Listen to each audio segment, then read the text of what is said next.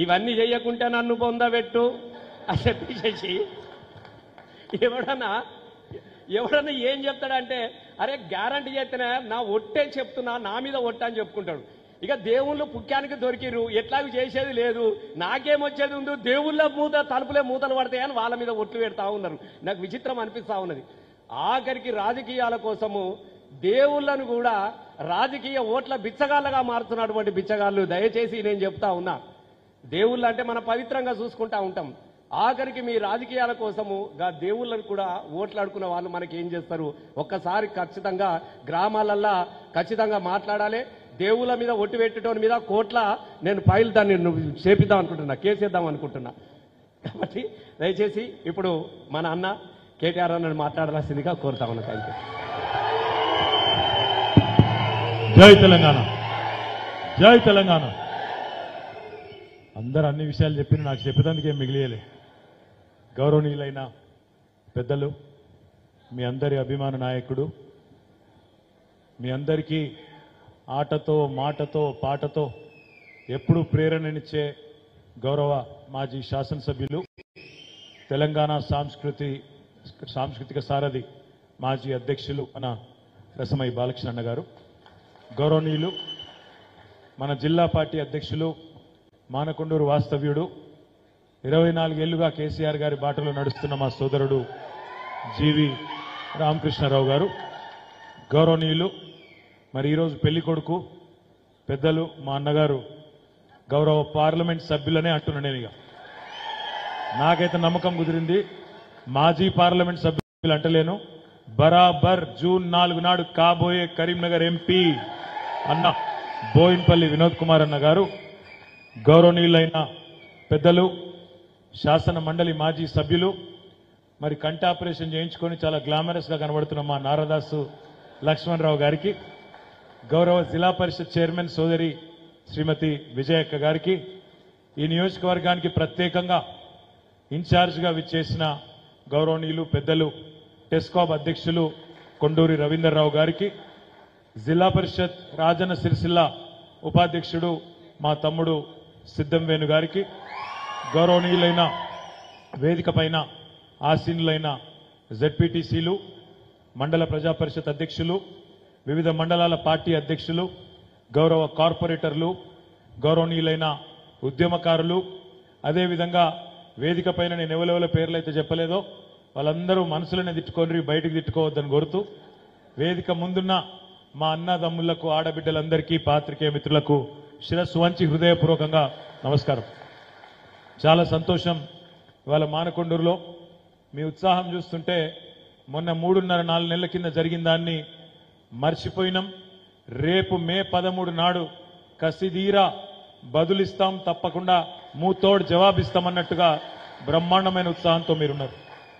వినోదన్న ఒక మాట అన్నాడు, అక్కడ ఇక్కడ మిమ్మల్ని అడుగుతారు, ఇక్కడ గల్లీలోనేమో మరి కాంగ్రెస్ గవర్నమెంట్ ఉన్నది, ఢిల్లీలో ప్రస్తుతం బీజేపీ గవర్నమెంట్ ఉన్నది, మీరెందుకు ఉండాలి, మీ గులాబీ జెండా ఎందుకు ఉండాలి ఢిల్లీలో అని వాడగొడు వీడగొడ మాట్లాడతాడు, సన్నాయి నొక్కులు నొక్కుతారు, చెప్పాలి అన్నాడు. ఎందుకు ఉండాలి అంటే నేను ఒక్క 4 కారణాలు చెప్తా. అందులో మొట్టమొదటిది జూన్ 2, 2024 నాడు సరిగ్గా మన రాష్ట్రం ఏర్పడి 10 ఏళ్లు నుండి 11వ ఏట పడతాం. ఈ 10 ఏళ్ల కోసం మాత్రమే హైదరాబాద్ ఉమ్మడి రాజధాని. దబ్బన గులాబీ కండువాలు కప్పుకున్న ఎంపీలు కనుక పార్లమెంట్లో లేకపోతే రాసి పెట్టుకోండి, నేను చెప్పేది రాసి పెట్టుకోండి, జూన్ 2 తర్వాత డెఫినెట్ గా గులాబీ కండువాలు కప్పుకున్న మన కేసీఆర్ దళం కనుక పార్లమెంట్లో లేకపోతే హైదరాబాద్ ను కేంద్ర పాలిత ప్రాంతం చేయడం పక్కా. అది జరగొద్దంటే ఈ గులాబీ జెండా అక్కడ ఉండాలి. గల్లా వట్టి అడిగే దమ్మున్న పార్టీ ఒకే ఒక పార్టీ, మన పార్టీ, కాబట్టి మనోళ్ళు ఉండాలి. రెండవది, మన ప్రాంతంలో మన రాష్ట్రంలో గోదావరి జలాలు ఇంకా పూర్తిగా సద్వినియోగం కాకముందే, ఇక్కడ మన అవసరాలు తీరకముందే కిందికి ఇయాల నదుల అనుసంధానం పేరు మీద నరేంద్ర మోడీ ప్రభుత్వం ఆలోచన చేస్తున్నది, కేంద్ర ప్రభుత్వం ఆలోచన చేస్తుంది.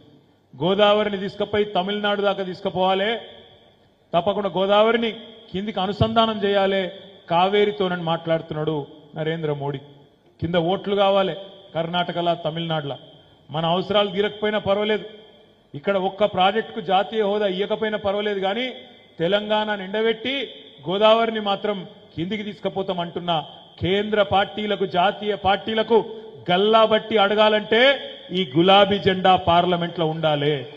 మూడవ మాట, రేపు 2026లో కేంద్ర ప్రభుత్వం మళ్లీ పునర్విభజన చేస్తుంది. పార్లమెంట్ సీట్లను, శాసనసభ నియోజకవర్గాలను కొత్తగా ఏర్పాటు చేస్తారు. చేసినప్పుడు మీ అందరికీ తెలుసు, 1970లో 80లో ఆనాడు ఫ్యామిలీ ప్లానింగ్ మీద విపరీతమైన ప్రచారం చేస్తుండే కేంద్ర ప్రభుత్వం. మాకిద్దరు, మేమిద్దరం, మాకిద్దరు అనే స్లోగన్తోని ఆనాడు కుటుంబ నియంత్రణ గురించి బాగా ప్రచారం చేద్దరు. మేము చిన్నగా ఉన్నప్పుడు చాలా మంది పిల్లలకు తెలియకపోవచ్చు.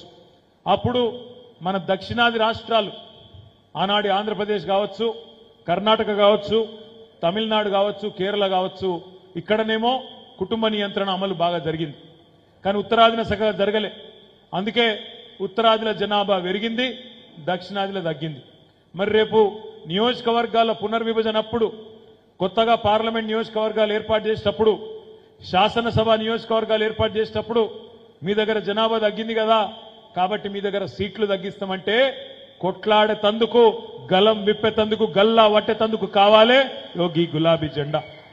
ఆఖరి మాట చూస్తున్నారు, మీరు వింటున్నారు మాటలు. కొంతమంది బీజేపీ ఎంపీలు అంటున్నారు, మాకు మూడిట్ల 2 వంతుల మెజారిటీ ఇస్తే రాజ్యాంగాన్నే మారుస్తాం, రిజర్వేషన్లు ఎత్తేస్తాం, ఎస్సీ ఎస్టీ రిజర్వేషన్లు తీసేస్తాం అని బీజేపీ వాళ్ళు మాట్లాడుతున్నారు కొంతమంది అక్కడక్కడ. మరి